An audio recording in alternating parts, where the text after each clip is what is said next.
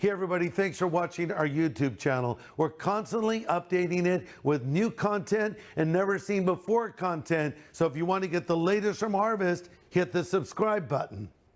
Well, Alice, thanks for having me at your place here. It's called The Rock, right? This is The Rock. Yeah, we started about 20 years ago, trying to find a place for kids to go where they could, an alternative to what's on the street, basically.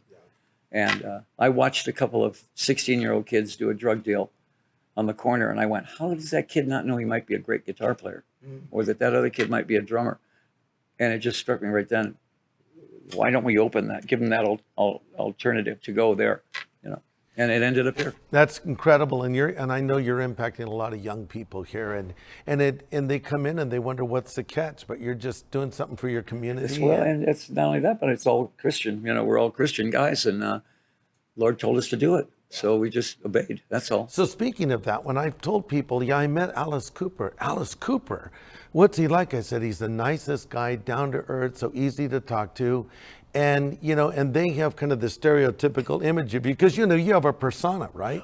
You're the guy that, well, first of all, I mentioned to a young person the other day, I'm going to talk with Alice Cooper, and they said, didn't he bite a head off a bat? I said, I think that's Ozzy Osbourne. Ozzy, yeah. I said, I do know there's a story with Alice and a chicken, though, but that's sort of maybe a little mythological, right? Back then there was no internet. So everything was word of mouth. Everything was urban legend. Yeah. And they wanted Alice to be that. More than anything, I think they were looking for a villain. Yeah. And I was more than happy to be Captain Hook to everybody's Peter Pan. Yeah. And so because the villain always gets all the good lines, Sure. And so I was built not to be the hero, but the villain. But the villain also has to have a sense of humor behind it, or it doesn't work. And everything is based on how good is the music. Yeah. You cannot put the icing on the cake without the cake. Yeah. A 6-hour rehearsal is 5 hours on the music, 1 hour on the theater. Wow.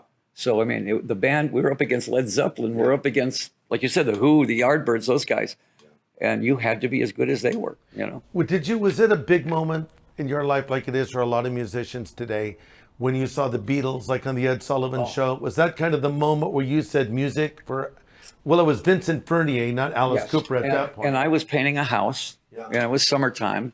And I'm painting the house, and the radio was always on, KRIZ or KRUX here in Phoenix. Top 10, it was always the Beach Boys, the Four Seasons, Motown. And all of a sudden I heard, she loves you, yeah, yeah, yeah. And I went, what? And then I heard about an hour later, I heard, I want to hold your hand. And I went, what? Yes. There was 4 songs that I heard immediately, and I kept going, who are these guys? Exactly. I had no idea they were the Beatles, haircuts. Yeah. Finally, they said, that's the Beatles from England. And then I saw what they looked like, and I went, oh, I got to do that. I got to do that. That's really too much fun. And they were almost like from another planet. The other accents were the Beatles. It's all like this. And it was great. Not like Liverpudlian. And who are these people? Where did they come from? And they were funny. They were. They had a great sense of humor. They talked great. The girls loved them, which immediately got our attention. Yes, the girls loved them. I was 16, or 15, actually. And I immediately called my Dennis Dunaway, who was my best friend. Yeah. We were both on the cross country and track team, both distance runners. And he says, I know a guy that plays drums. Another guy on the cross country team. Yeah. So 3 of the guys in the original Alice Cooper band were 4-year lettermen. Wow. We were jocks, which is so weird that we ended up being the most notorious band in rock and roll, and we were all jocks. That's funny. And then we found 2 of the most notorious guys at school, our guitar players. Were both guys that got kicked out 20 times for smoking and drinking and all this. Yeah. And they were the 2 guitar players, and I went, there's our guys right there. And you started out covering a lot of Yardbird songs, right? Well, a very unappreciated band, isn't it? They're a great band. They were once you got past the Beatles and Chuck Berry, then you had Rock and Roll 101 down. Yeah. Then you started looking at the Rolling Stones. Yeah. Okay, now it's blues-based rock. Yeah. And that's pretty cool to learn, easy to learn. Yeah. And then you drifted in maybe a little deeper to the Who. Yeah. Okay, they're a little more experimental. And then the Yardbirds came along. Yeah. And we went, oh, that's it. Yeah. That's the sound right there. Did you have a favorite Yardbird song? Oh, all of them, which Train Kept A-Rollin' was, even though it wasn't one of their songs, but Happenings 10 Years Time Ago was one of the greatest songs of all time. All of their songs. We basically did everything on the Rave Up album. Yeah. And we were the local band called the Spiders. Yeah. Played at the... Which is a very cool name. Well, we were the Spiders, yeah. And we were the Yardbirds band. Yeah. So when the Yardbirds came into Phoenix, where did they play? The club we were at. Oh. So we opened for them and did all their songs before them. Did they like that? They were over in the corner. Did they think They went... Oh, really? That's great. And then they got on stage and blew us off the stage because they were the Yardbirds. Now, here you are, a young guy painting a house, listening to the Beatles. It's a big moment in your life, and then you went on to meet all the Beatles. You know, that was something that weird to meet them in real life? You never ever thought that you would ever be even in the same building as the Beatles. Yeah. And then all of a sudden you have a hit record, and now you're in the game. Well, in the 70s, you were the biggest rock act out there. Well, that happened just out of we just wouldn't give up. Yeah. We wouldn't give up. And finally, our producer came along, Bob Ezrin, who was our George Martin. Yeah. Yeah. He took a bunch of good ideas, good riffs, and said, I know how to make this into 3-minute records that'll get played on the radio. And we went, right. Yeah, we're never getting played on the radio. Yeah. We had 14 top 40 hits, because of him. I watched a documentary about your career called Super Duper Alice Cooper. Yeah. And, as I watched it, I realized watching how ahead of your time you were. You've been called the godfather of shock rock. I mean, all these bands like the Motley Crues, the Marilyn Mansons, the Rob Zombies, and many others to follow. You can see you were doing that before anybody else did that. I looked at The Who and I said, this band is so amazing. Pete Townsend is the spirit of rock and roll himself. He's still, nickels are bleeding. The he's windmill, 75 years old and he's killing it, And Pete Townsend, Daltrey, and then of course, Keith Moon was one of my best buddies, who was the greatest drummer I ever heard in my life. Yeah, he was unbelievable. And I said, but there's a blank canvas behind them. And I said, well, why don't we fill that canvas? In other words, if you're going to say, welcome to my nightmare, don't just say it. Give them the nightmare. Why not produce the nightmare? Yeah. So you crawl out on this limb, and either you're going to be a genius or a moron. Yeah.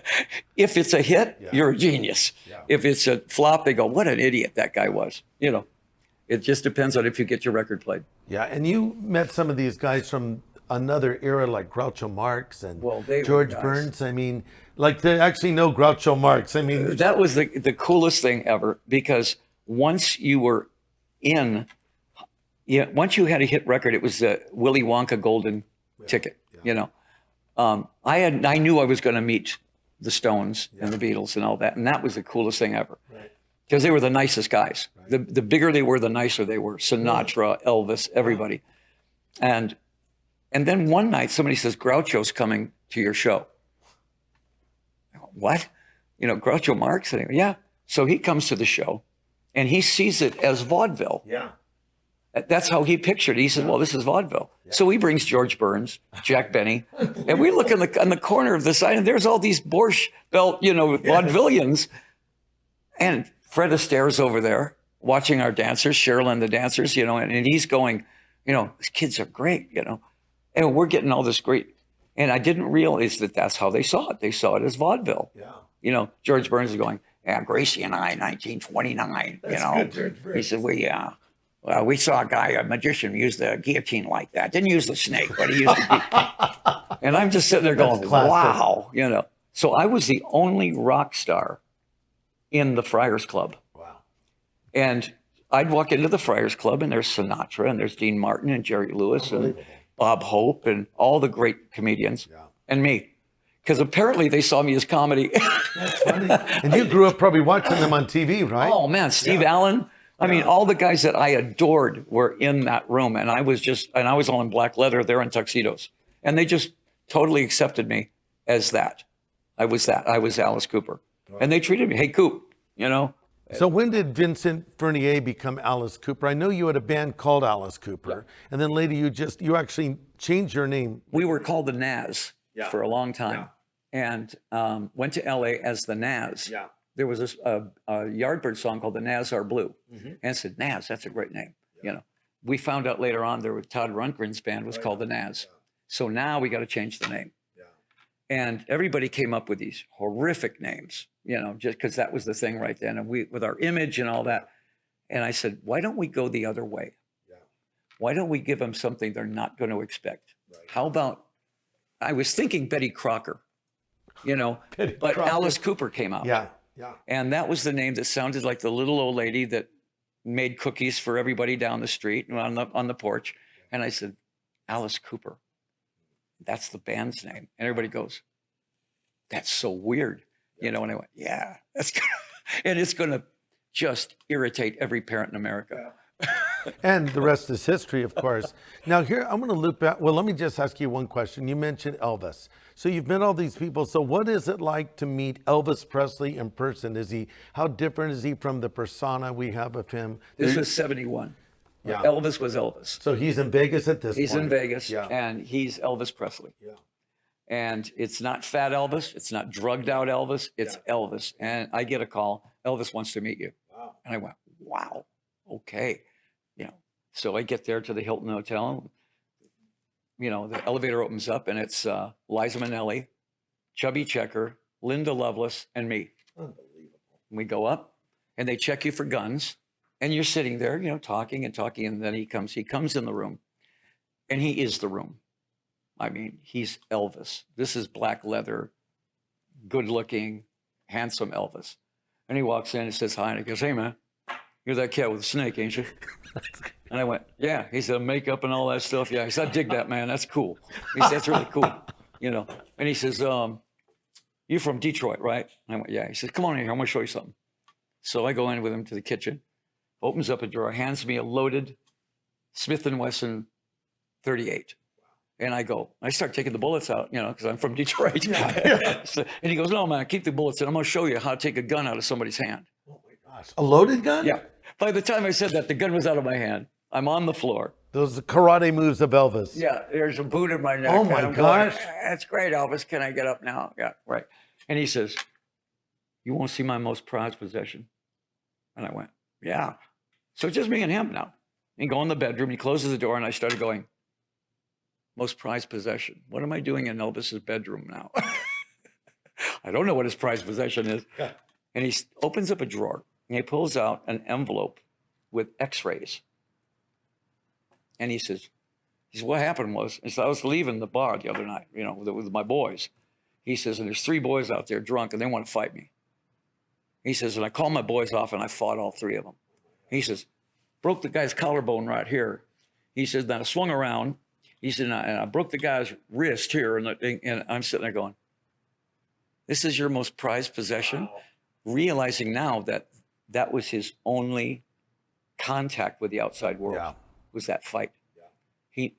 The colonel wouldn't let him go left, right, up, down. He couldn't go to a movie. Yeah. He couldn't go play pool. He couldn't go to a bar because that was his little life was in that. He could have anything he wanted. Yeah. In that room or Graceland, but he couldn't leave.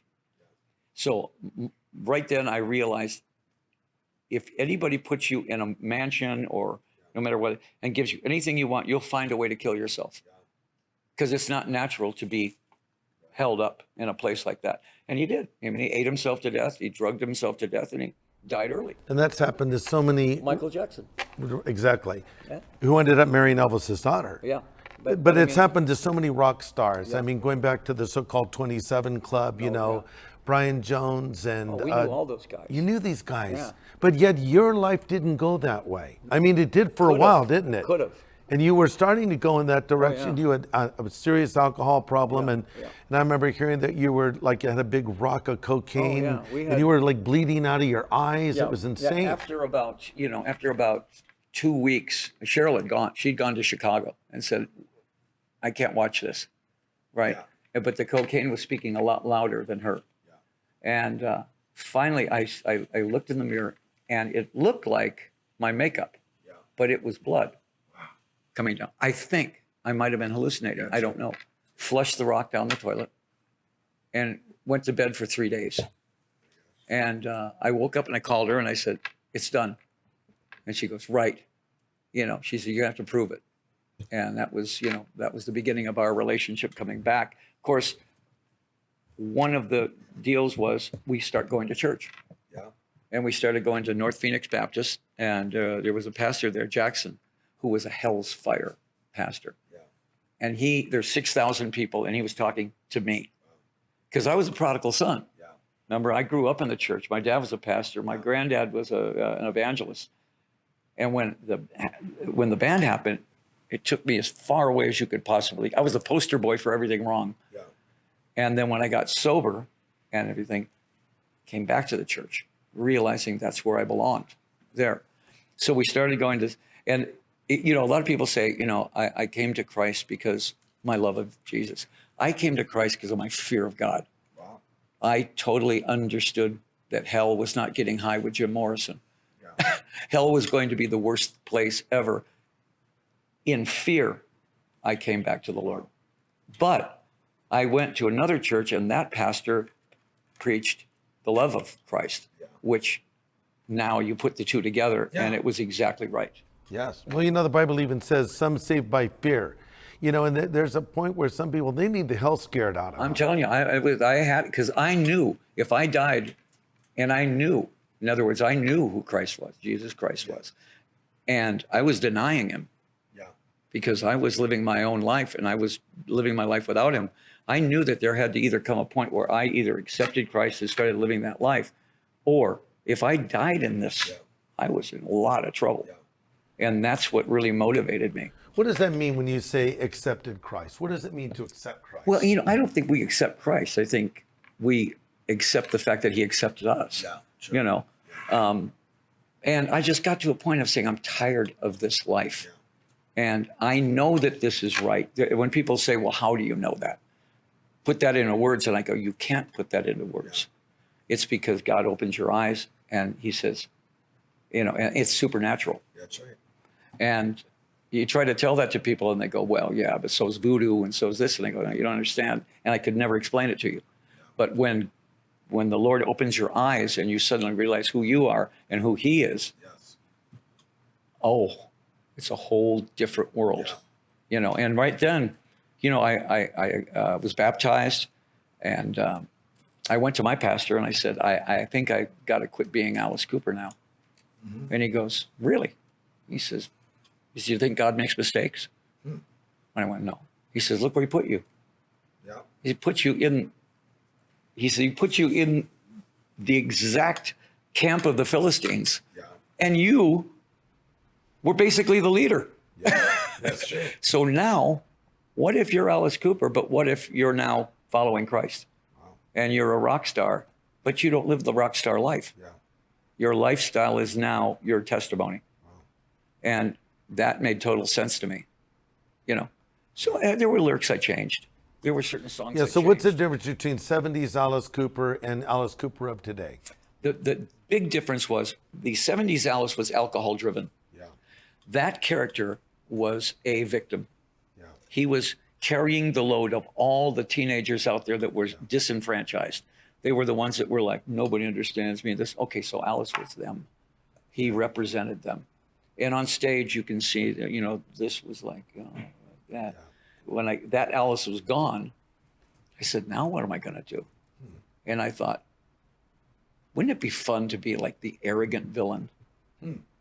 Now, in a sense of, say, Alan Rickman, who's really arrogant and condescending, but funny. Yeah. Almost John Cleese, where he looks down on people. And you can see that it's funny, but it's still scary a little bit. Yeah. I said, that's how I should play Alice now. And that worked. But I found myself now, my lyrics were now aiming towards Christ. Wow. You started looking at the lyrics and you started going, wait a minute. That's pointing to Christ.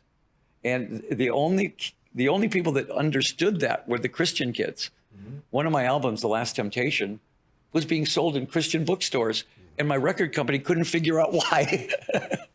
Because it was all totally, it was doctrine. Yeah. It was saying, hey, the last temptation. I mean, if you want what the world has to offer you, that's all you're going to get, Yeah. There's so many young people today, we hear the names of all these people that you've known personally.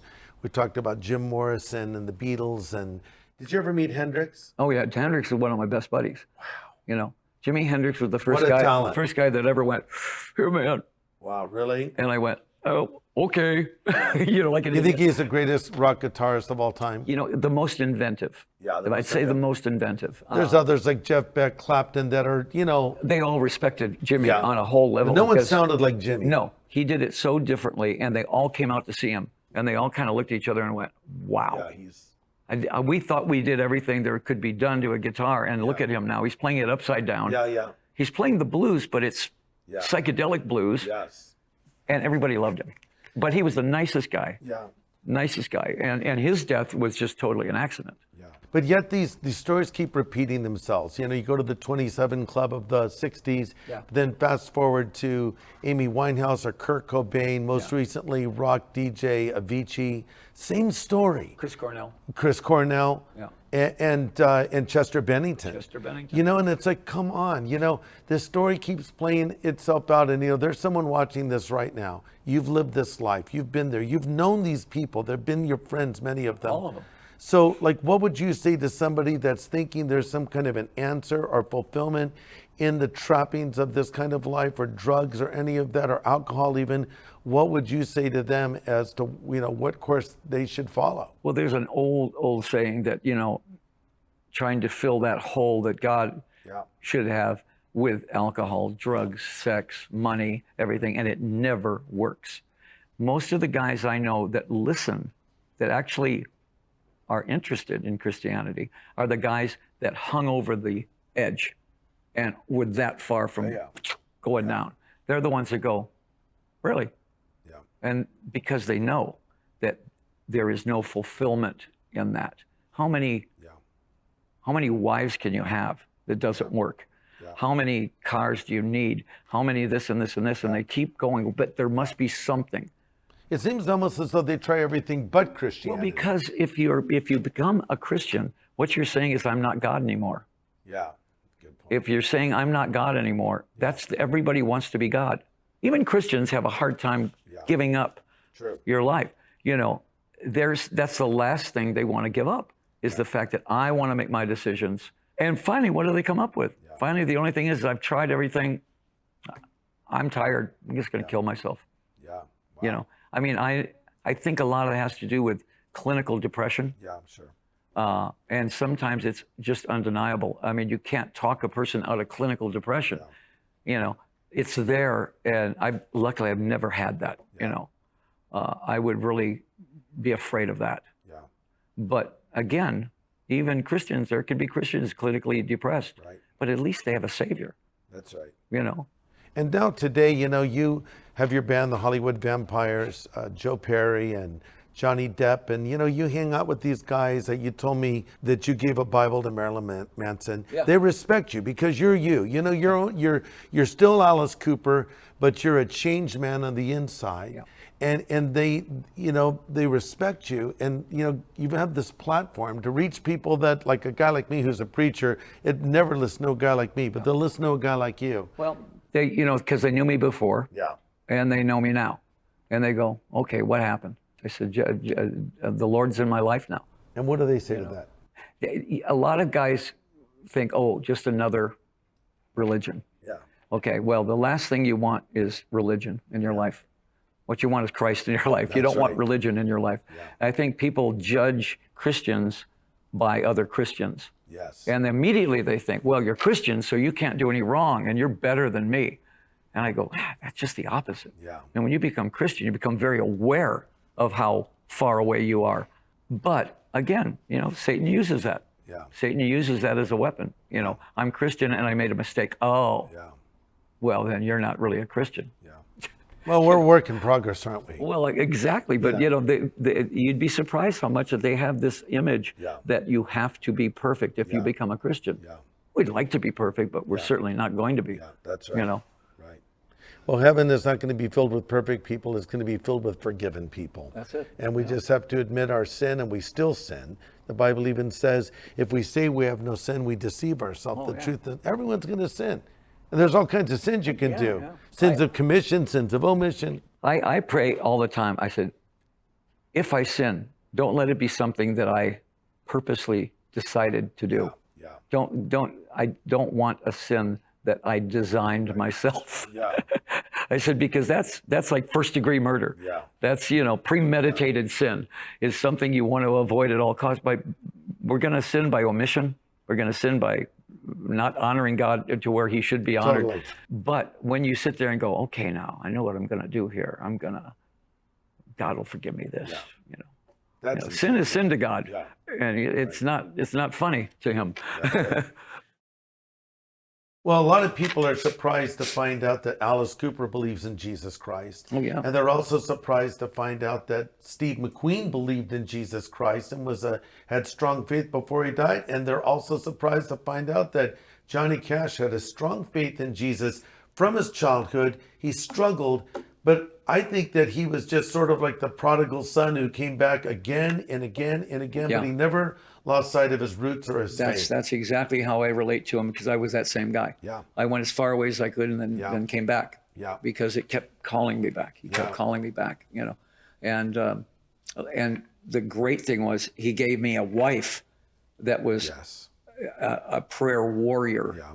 I mean, and that was what really solidified everything. Was like, that's what really was people say, well, how can you be together for 43 years and still flirt with each other? Yeah. Because that's what the Lord gave us. That was our marriage, Yeah. and that's great. And just as God gave you Cheryl, the Lord gave Johnny June Carter Cash. Yeah. And she probably saved his life, literally. Oh, I'm sure. Because he kept spinning out on drugs. And, she really held his feet to the fire. First of all of us guys that are married, we're way out of our league with our wives. That's right. Every guy I talk to, I say, how far out of your league are you with your wife? And he goes, oh, yeah, my wife is so much. Yeah, I'm in that category too. So Johnny Cash, an American icon, the Man in Black, Yeah. Alice Cooper, great musician, also a Man in Black, often, not always, Yeah. but often. And so, what do you think of Cash, kind of looking at music in general? Where do you see him? Like, cause he is actually in the Rock and Roll Hall of Fame. Sure. He's in the Country Music Hall of Fame. Yeah. He really, when he started out, his music was called rockabilly. Yeah. Which is kind of the precursor to rock and roll. Yeah. Along with Elvis and Jerry Oh, Lee absolutely. Lewis. And, Yeah. and then later he became more of this country icon. But toward the end of his career, he kind of reclaimed his title as just this, American original. Yeah. Because you look at kids today, they'll have tattoos of Alice Cooper, of course. Sure. But they'll also have tattoos of Johnny Cash. That's right. Why would a young kid today think Johnny Cash is cool, and why has he transcended time? There was something about him that he was like Steve McQueen. Yeah. He was like James Dean. Yeah. There was this coolness about him that everybody could respect. Yeah. No matter if you were into country music, if you were into hip hop, if you were into everything, disco, you say Johnny Cash, here we go. Oh yeah. Because he was maybe more relatable than Dylan was. Yeah. Dylan was very abstract and wrote a lot of things that sounded great, and it was deep and all that. And some of it wasn't deep. Some of it was just fun, Johnny Cash had this homespun kind of Americanism to him that everybody understood. And same with Elvis, though. Yeah. Elvis, everybody loved Elvis because he was that kid from the South Yeah. that learned how to play. And there was an honesty about him. Yeah. There was no there was nothing shady about him. Yeah. And Johnny Cash was that icon that every single person could go, yeah, I listen to Johnny Cash. And nobody would go, Johnny Cash. Yeah. They'd go, cool. And then at the end of his career, he was doing Nine Inch Nails songs. Yes, he was. And he was doing Depeche Mode songs. Yes, in fact, you were on Your Own Personal Jesus by I Depeche did Mode. some of the high voices on that one, yeah. I think But I never met him because I was in a studio. He had already done his vocal. Wow. It was so fast that they called me in. They said, do you want to do this thing on Johnny Cash's album? And I said, what song? And they said, Own Personal Jesus. And I had to go listen to the song. I didn't know the song. And I said, what do you want me to do? And we got in there and they said, well, this is his vocal. And I said, well, the natural thing is to do the fifth, Yeah. on the choruses. It took me 20 minutes, and I was done. They said, okay. And that was it. Unbelievable. Yeah. So I was kind of hoping that he would be there, and everything like that, but it was just in and out. But that's, in this business that you can do that now. You can You can sing on somebody's album without ever seeing them. You know, it used to be, if I did something with Guns N' Roses, I was with them in the studio. Yeah. You know, or somebody was on your album. It was fun to have them, everybody in the studio, because you never knew what was going to happen. Yeah. You know, something good could really come out of that. Yeah. But that one was really kind of mechanical. Yeah. You know, and to be honest with you, I don't even know if it's my voice that's on there at the end. Really? You know, I think it's me. Sounds like me, but you never know. It's a great song. Yeah. I didn't know until you told me that was you vocalizing. I love that song. Yeah. I love Well, the whole... I did it and don't know if it ended up on the album. So, I mean, I never really paid any attention to it. You know, I just said, well, I know I sang with Johnny Cash, but I don't know if it ended up on the album. You know, they could always just kind of go, well, yeah, this didn't work. This didn't work. And I understand that. I've had people on my album and I go, as much as I want to use that, it just doesn't work. Yeah. You know, but there was not one person that didn't respect Johnny Cash. Yeah. He'd been in jail. He'd been but he was an all-American character. He was. And there was something extremely honest about him. Yeah. You could trust him. Yeah. Whereas other rock stars, you couldn't. Could you trust, Chuck Berry? Chuck Berry was the best lyricist of all time. I agree. He was the architect of what we call rock and roll. Yeah. But if he couldn't think of a word, he'd make one up. Yeah. Don't give me no botheration. Use botheration in a Scrabble game and see what happens. The Coolerator was filled with the Coolerator. There was something so great about Chuck Berry, but did you trust him? Nobody I know trusted Chuck Berry or Jerry Lee. Yeah. Everybody trusted Johnny Cash. You know, he could be like your cool uncle. Totally. Yeah. You know what's interesting about Johnny too? A lot of artists, they start well and they don't always finish well. I mean, Elvis, he was rock and roll to many people. That's all right, Mama. Jailhouse Rock, Blue Suede Shoes. But then he went in the army. He came out. Then there's sort of Vegas Elvis and later Elvis. But Johnny started off, as this rockabilly icon, the same place that Elvis started, Sun Studios with Sam Phillips. But at the end of his career, sort of Rick Rubin, a great producer, comes along and says, Johnny, we got to get you stripped down in a front room with your guitar and just start recording. And then Rubin's bringing songs like from Depeche Mode, Nine Inch Nails, Bono, others, Tom Petty and the Heartbreakers. Probably songs he had never heard before. Yeah. And it kind of reintroduced him to a new generation. And in many ways, he ended as strong as he started. Yeah. The other cool thing about him, he'd go to prison. Yeah, he would. And do an album for all those guys in prison. Those guys in prison went, it's Johnny Cash. That's right. We can trust him. Yeah. Isn't that something? I mean, a guy that can exude that much trust. I think maybe Mr. Rogers is the only other guy I can Interesting contrast. Johnny Cash and Mr. Rogers. were the two guys you could Hello, trust. neighbor. Maybe Jimmy Stewart. There were certain guys you just went, well, if that guy was president, I would trust him. Yes. Sure. But Johnny Cash had this down home.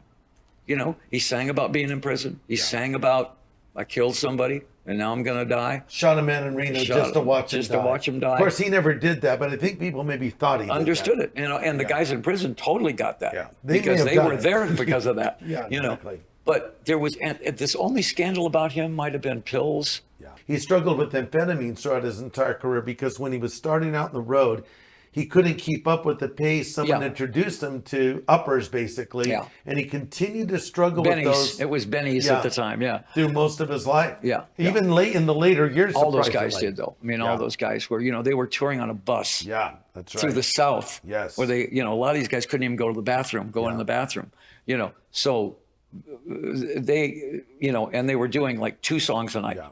But they do 25 shows in a row. Yeah. So they're pumping bennies. Well, the thing about it is when you're in a garage with your friends and you're learning songs, it never occurs to you that you're going to be on the road someday. Yeah. You figure, well, we're going to go to Tucson maybe. Yeah. Oh, that's on the road.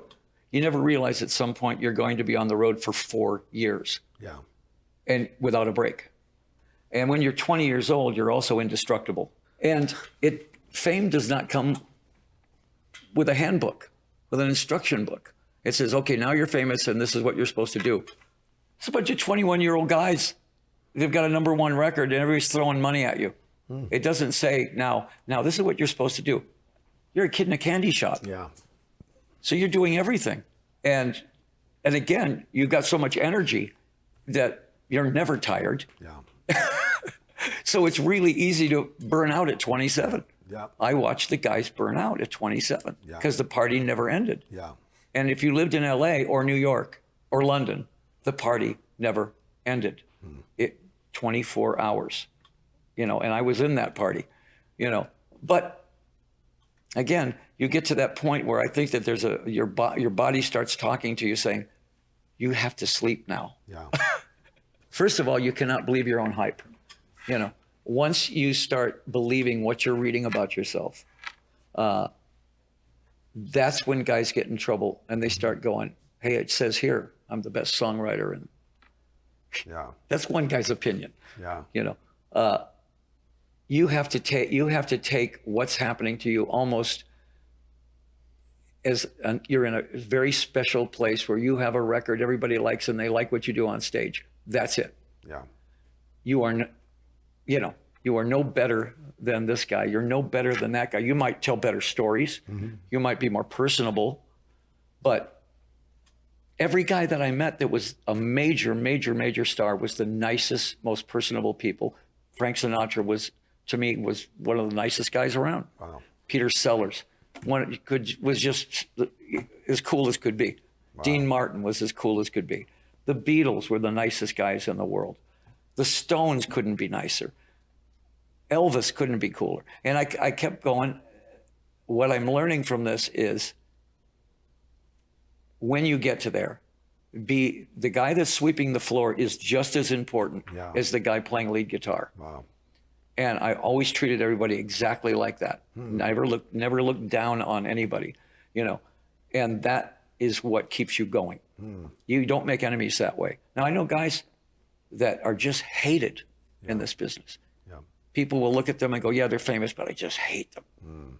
And you go, wow, you've got that fame. Why not use it to be a nice guy rather than a bad guy? That's right. And a lot of guys they have what's called a success complex. They will actually sabotage their own careers because they don't think they deserve it. I just kind of went, look, I was in the right place, right time with the right stuff. Yeah. And I kept it going. And to me, everything was about quality. How good are the songs? We cannot afford to do a bad show. I don't care if you do 1,000, 15,000 shows. There's not one bad show in there because you cannot afford that. And maybe that's what kept me going. Yeah. But my natural thing is I like people. Yes. The day that people come to you and say, I want your autograph, and you go, I can't do that. The day you have to worry is when they don't want your autograph. Yeah, that's right. And when they don't want to take a picture of you. Yeah. So there's never been a time where I've said no. I always said, okay, let's take it. Let's picture. Fame, like you said, fame can kill you or it can be the greatest thing in the world. Yeah. If you use it right. Yeah. The road, though, is you're so excited about getting on stage and the audience already knows your songs. Yeah. And there's the excitement of getting on the stage in the very first chord. If you're tired or if you have a toothache or if you have a headache or if you have pneumonia, the adrenaline takes care of all that. Yeah. And you're suddenly just fine. I'll tell you a great story. Okay. I have this sword that I use on stage, very swashbuckling of me. It's Errol Flynn's sword. Wow. So it's very, very cool thing to have. And at one point, I'd stick it in the stage and walk over. So the fog and adrenaline, and I stick it and it goes right through my leg. Oh, no. So it doesn't hurt that bad because I'm in shock. And I let go of it and it just and it's spurting. Oh, my blood God. out. Now the audience thinks it's a trick. The ultimate. Yeah. The band knows that it's not a trick and that I'm going, and I turn around to and they're going, there's little puddles of blood everywhere, right? No. And finally I just take it, pull it out, stick it in this thing, and I'm fine. So as soon as the show's over, because now the adrenaline's gone. Yeah. And there's a hole there. And, they said, well, we got to go get a tetanus shot. Yeah. And I'm going, well, I already put a sword through my leg. I'm not going to go get a shot. And I took a bottle of whiskey and just poured it on there. Are you kidding me? Because that's what James Bond would do. Yeah. Right? And I'll be all right. And I'll wrap it up. And I couldn't walk. Cheryl was, I could not walk at all. Next night, the show, bang, nothing. I'm all over that stage. Really? Don't feel a thing. As soon as the cloud, Oh yeah, the adrenaline. and I've kicks in. seen her do the same thing Yeah. because she's a dancer and she'll twist her ankle Yeah. or she'll do something else. How you can't dance tonight? And she'll say, I'll find a way to do it, you know. And she gets on and dances beautifully. And I go, well, what happened? And she goes, because the audience is there, the show's there. You're not going to let them down. Yeah, you actually said something. I don't think you meant it this way. You said the adrenaline's there, but afterwards there was a hole there. Oh. And I thought, there's the adrenaline rush, but then afterwards it stops. And now the crowd's gone, and you go back to some obscure hotel room. Yeah. And do you think that's where a lot of people get into trouble because they're trying to maintain that high, that euphoria? Yeah, that's when all of a sudden, well, I better take a downer to go to sleep. Yeah.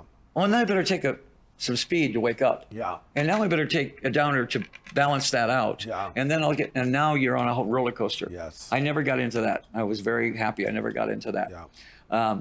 But I knew a lot of guys that were just living on this speed and this downer and this speed and this downer. And, I said, that can't work. That teeter-totter kind of lifestyle can't work. I found that when I got sober, I had so much more fun touring. Wow. Because now I could remember what I did. Yeah. And I was never a drunk. I was on a golden buzz. I was on that sort of maybe the most operative alcoholic there ever was. Never missed a show. Yeah. Knew all my lines. If I was going to do a movie, I knew all my lines. Everything like this. The psychiatrist then when I went to the hospital, he goes, so how much do you drink when you go on stage? And I went, I never drink when I'm on stage. Huh. Well, when you're doing a movie, how much do you drink when you're filming? And I go, I never drink when I'm doing a movie. She says, so Alice is not the alcoholic. Alice is totally straight. When he's working, he's not high. I went, yeah. He says, the monster isn't the problem.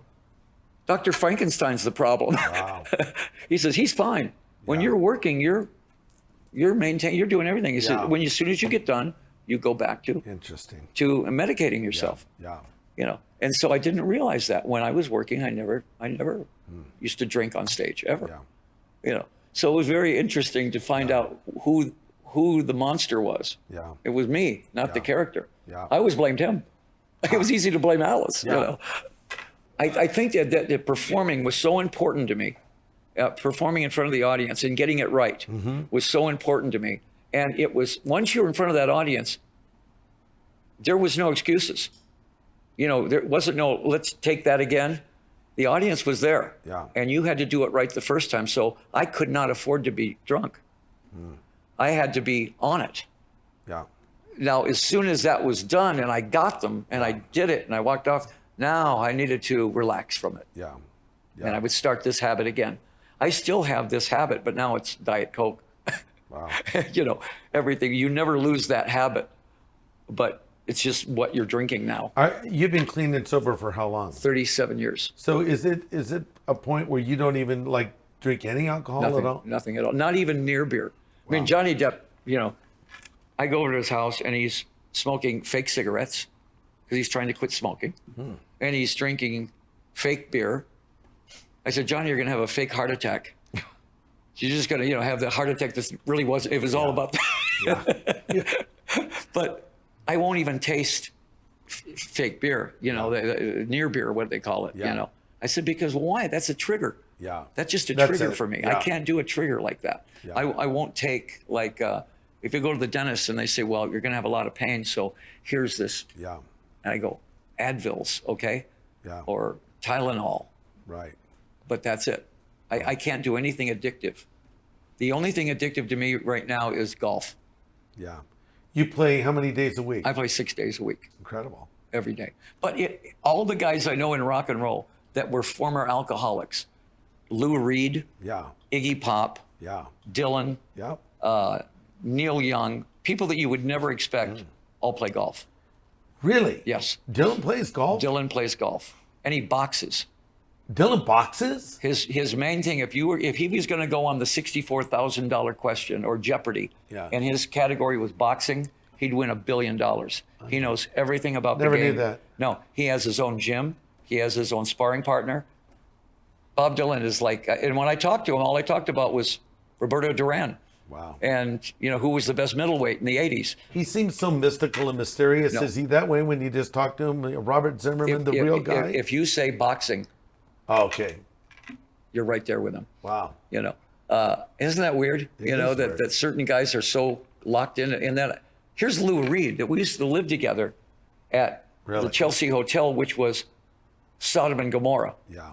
modern day Sodom and Gomorrah. There were people there sitting in the lobby who couldn't get their key in the door because they were so heroined out. Wow. And he was one of them. And I see him years later, and he goes, Alice, how you doing? And I go, oh, hey, Lou, how you doing? He looks pretty good. Yeah. And he goes, oh, yeah. He says, hey, listen, I'm hitting the ball a little bit right. And I go, Yeah. you're playing golf? Lou Reed's playing golf. Wow. And he goes, Alice Cooper's playing golf. And I went, yeah, we wouldn't be having this conversation 25 years ago at the Chelsea Hotel. And he goes, no. Well, how is it that you could go from heroin to golf and somehow that it would change? What is it If about there's that? something about, you stand up in front of the ball Yeah. and you hit it, and you hit a great shot. Yeah. And it goes right down the middle, and you go, oh, yeah. That's just like taking a really great hit of Wow. whatever you're doing. You'll chase that. You'll take 5 or 6 horrible hits and bad shots to get one more like that. And you hit it, and you hit another good one. Oh, now you're back. Yeah. I said, Lord help you if you hit 20 good shots in a round, because now you're going to play every day. And it's the biggest addiction. Golf is like the crack of sports. Wow. Nobody's ever called it that.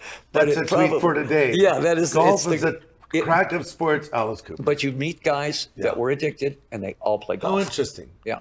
I've always wanted to learn, but I've always, I think that because I'll have to be bad for so long before I would be even competent. And I have so many friends that golf. Billy Graham once told me, he said, Greg, you should learn how to golf. And I said, why? He said, because many of the people I've met that I've been able to share the gospel with, I met him golfing. He'd golf with Bob Hope, with people that would become congressmen and senators and later presidents. I but he got met to a them point on- where I said I wouldn't vote for a president that didn't play golf. And any president that says I don't cheat at golf, Yeah. don't vote for him, because he's lying.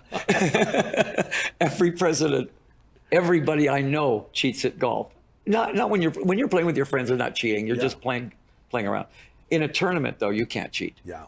Or if you're playing for money, you can't cheat. But when you're playing with your friends and you say I don't cheat, you go, come on. Who are people that you've golfed with that we would never think Alice Cooper would golf Well, with? Groucho. Groucho Marx. was a Groucho Marx. golfer. I played he any with good? Bob Hope. Bob Hope, of course. Big golfer. In fact, He'd take his club out in the stage. That was part of his act. Him and Bing Crosby Yes. were both 5 handicappers. They were really low handicappers. Dean Martin and Jerry Lewis were both 5 handicappers. Wow. They were both really good players. And I remember one time, this was the classic story. Here's Alice Cooper with hair down to here, black leather at one of these Friars clubs. Everybody's in tuxedos, and everybody you look at is somebody that you went, oh my gosh, that's Jonathan Winters. That's, da-da-da-da, that's da-da-da. And a guy comes over and he says, hey, Bob wants to talk to you. They say, yeah, come on. And I walk over there, and there's Bob Hope, President Ford, the president of Steel, of U.S. Steel, and 4 or 5 other guys. And I walk over, and Bob says, Alice.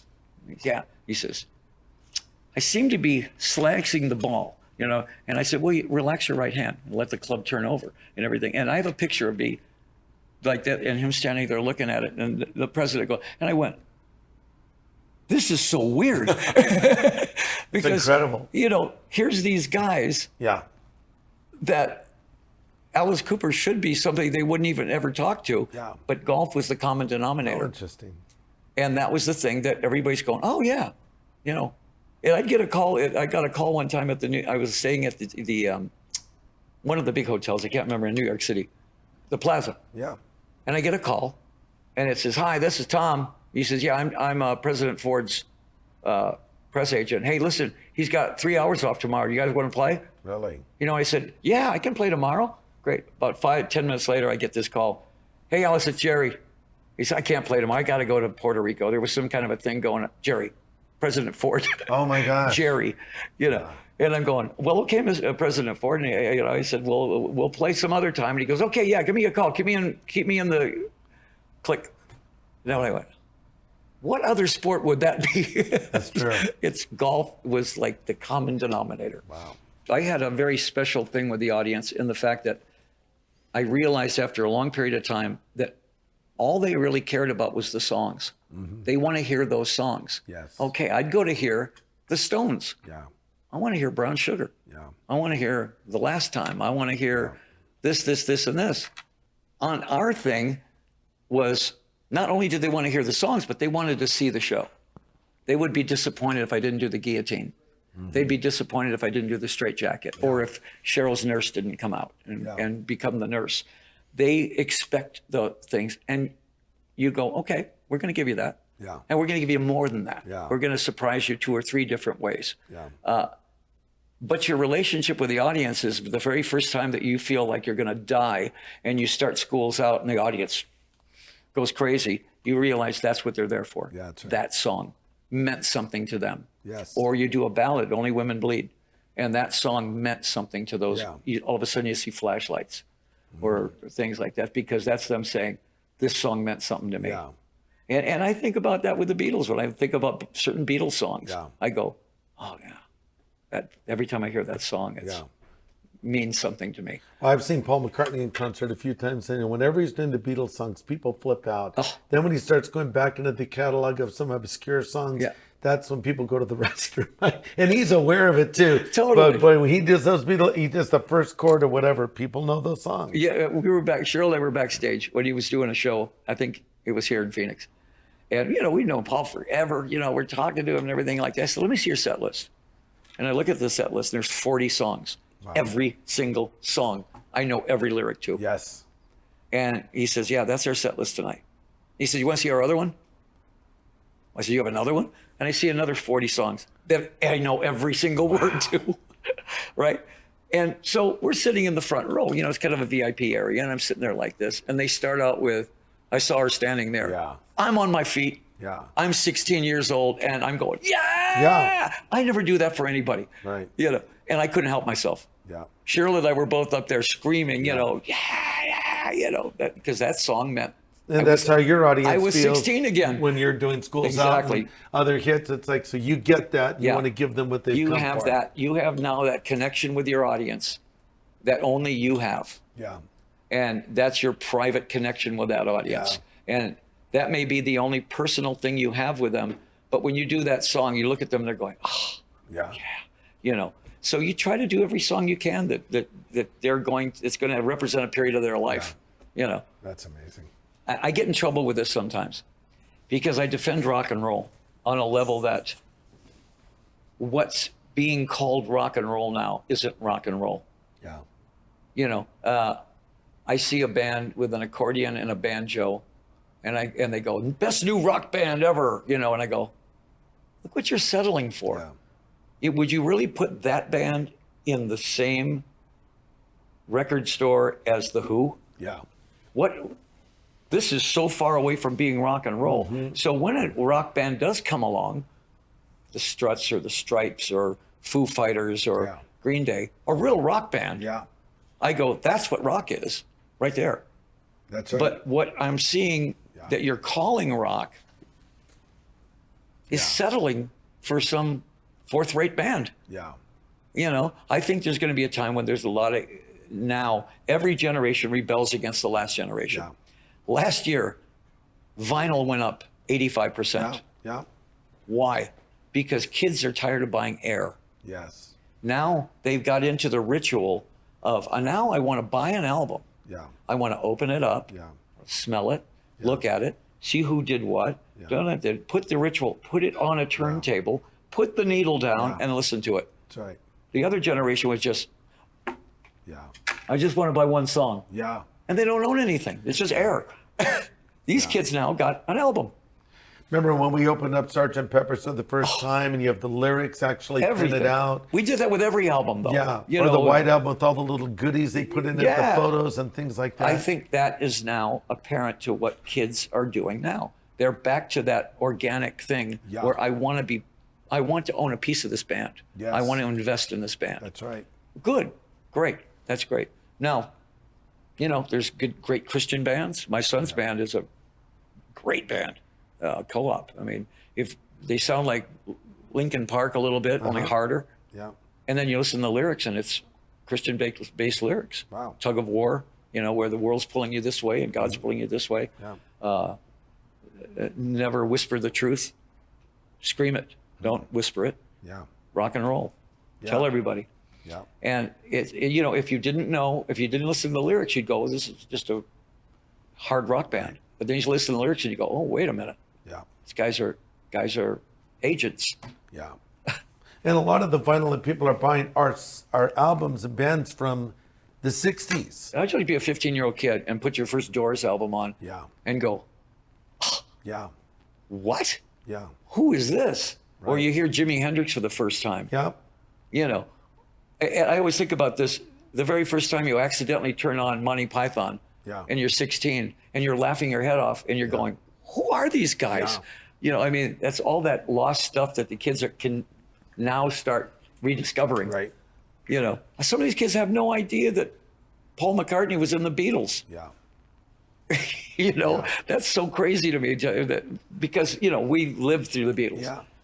I have a friend, Eric McTaxis. I said, "Who's your favorite band of all time, Eric?" He says, "Paul McCartney and Wings." I said, "Wait, not Paul McCartney and the Beatles? No, Wings." I'm thinking, seriously. Yeah, because that's, you know. He's a little younger than me. I mean, I like some Wings songs, but come on, the Beatles. What is your favorite Beatles album? Yeah, I have that's I have my like- opinion. I'll tell you mine. Revolver. And here's why Revolver. A lot of people would say because that. it was before Sgt. Pepper's, and it was not quite the old Beatles. That was transitional. Eleanor Rigby. Yeah. You know, kind of a Taxman. Certain songs you can see where they're going, but Yeah. it just kind of was like a moment in time. And of course, Rubber Soul and the heels of it. George Harrison once said you could have released them as a 2-album set. Yeah. You know, Yeah. Revolver and everyone says Sgt. Pepper's, but I think Revolver. If you eliminate Sgt. Pepper, Yeah. I would say Meet the Beatles, Yeah, of course. because that was the one that made Yeah. you just go, wow, Yeah. you know. And then the White Album. Yeah, it was amazing. They just remastered Yeah. it and released it. The White It's Album great. there's so many great things going on that album. You know, and it was too bad because it was at a point when they were not getting along. Yeah. But they were writing these true. great songs. Yeah. As My Guitar Gently Weeps, one of the great solos of all time. And it wasn't George Harrison, it was Eric Clapton. Yeah, that's right. You know. I just rediscovered Glass Onion. That's a cool song. Everything on That's a that cool album. song. You know, you listen to Blackbird Yeah, and you go, this is a piece of art. it is. Absolutely. You know, songwriting is, I realized this a long time ago, that I'm sitting there with Pink Floyd in our house because they lived with us for a while. We lived together. And who are we listening to? We're listening to Burt Bacharach. Really? And we're sitting there going, wow, that's really good what he did right there. Yeah. We were talking about the construction of the song, Yeah. how that verse went right into the B section effortlessly. And then it went right to the chorus. Yeah. And then what did he do? He added his little something else, and then he went back to the B section. And we're all sitting there, because we're all songwriters, going, that's so simple. And then you realize, why were the Beatles so good? They were so simple. Yeah. Nothing got in the way of the lyric. Nothing got in the way of the vocal. Yeah. The Beatles would not have been as good as they were without Ringo. Yeah. Ringo was a pocket drummer. Absolutely. And he just stayed back there and kept it going. Songwriting was everything. So I would listen to Laura Nyro, and I'd go, wow, this girl writes amazing. Once you get a lyric and a chord structure and you marry them together, and it works, you can't explain why it works. You just sit there and you go, everybody in the room, my producer and I, will play it, and then we'll all look at each other at the same time and go, oh, that worked. I used to do a funny thing. I had 2 daughters and my wife, and we'd write ballads. We wrote like 4 big ballads. Only Women Bleed, You and Me, I Never Cry, How You Gonna See Me Now? Like that. They were all big hits. And I found that I would play them for my wife and my daughters. And there's that one moment where that chord hits that lyric, and it's the heartbreak moment. Wow. And if I heard this, oh, I went, hit. It's a hit. Wow. I'd play it for Cheryl, you know, and Yeah. she'd be listening, and, you know, and the girls would be listening, and they go like this, and they go, oh. And I'd look at my producer.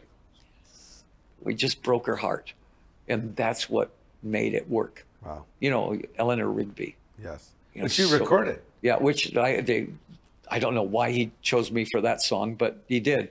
And it was, I you loved know, your interpretation. well, it's just the of it. fact that they let me sing it, you know. I figured I was going to do Helter Skelter or something. Exactly. But he said, you know, Eleanor Rigby. And I went, what? Yeah. You know, okay. But the fact, though, that they did it so many times, where that lyric and that chord and that thing hit at the Yeah. right time and made an emotional Right. response to you. And you went, oh, wow. Wow. You know, I love that song. Yes. That's the magic of writing. You get it every once in a while. Every once in a while, you get that one little moment where you just go, got it. Yeah. You know, and only you know it. And then you hear it on the radio and people go, oh, yeah, I love that song.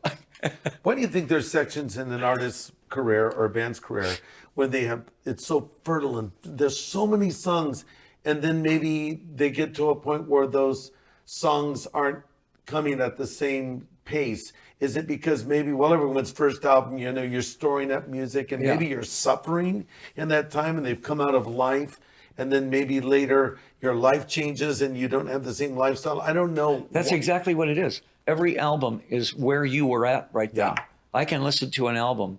I know we wrote an album from the inside right when I came out of the mental institution from the drinking.